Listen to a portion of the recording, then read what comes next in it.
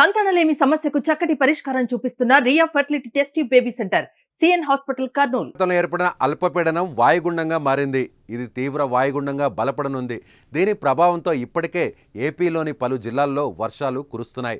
అలాగే వచ్చే 2 రోజులు కొన్ని జిల్లాల్లో భారీ నుంచి అతి భారీ వర్షాలు కురుస్తాయని వాతావరణ శాఖ హెచ్చరించింది.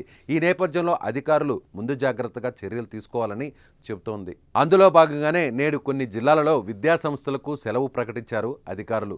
వచ్చే 24 గంటల్లో భారీ వర్షాలు కురుస్తాయని వాతావరణ శాఖ హెచ్చరికల నేపథ్యంలో శ్రీకాకుళం జిల్లా వ్యాప్తంగా సోమవారం విద్యాసంస్థలకు సెలవు ప్రకటించారు.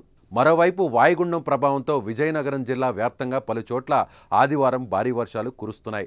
నేడు కూడా భారీ వానలు పడే అవకాశం ఉందన్న అంచనాల మధ్య విజయనగరం జిల్లాలో కూడా నేడు విద్యాసంస్థలకు సెలవు ప్రకటించారు.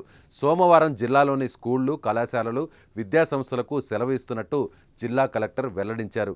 వీటితో పాటు ప్రజల నుంచి వచ్చే ఫిర్యాదులను స్వీకరించే కార్యక్రమం, ప్రజా వినతుల స్వీకరణను అంబేద్కర్ కోనసీమ జిల్లాలో రద్దు చేశారు.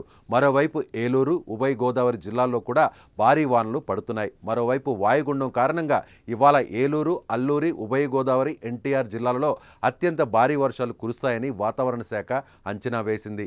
ఈ క్రమంలోనే అల్లూరు సీతారామరాజు, తూర్పు గోదావరి, పశ్చిమ గోదావరి, ఏలూరు జిల్లాలకు రెడ్ అలర్ట్ జారీ చేశారు. శ్రీకాకుళం, మన్యం జిల్లా, విజయనగరం, విశాఖపట్నం, అనకాపల్లి, కాకినాడ, అంబేద్కర్ కోనసీమ, కృష్ణా జిల్లాలకు ఆరెంజ్ అలర్ట్ జారీ చేశారు వాతావరణ శాఖ. ఇక పల్నాడు, గుంటూరు, బాపట్ల జిల్లాలకు వాతావరణ శాఖ ఎల్లో అలర్ట్ జారీ చేసింది. సో భారీ వర్షాల నేపథ్యంలో ప్రజలందరూ అప్రమత్తంగా ఉండాలని వాతావరణ శాఖ కోరుతోంది.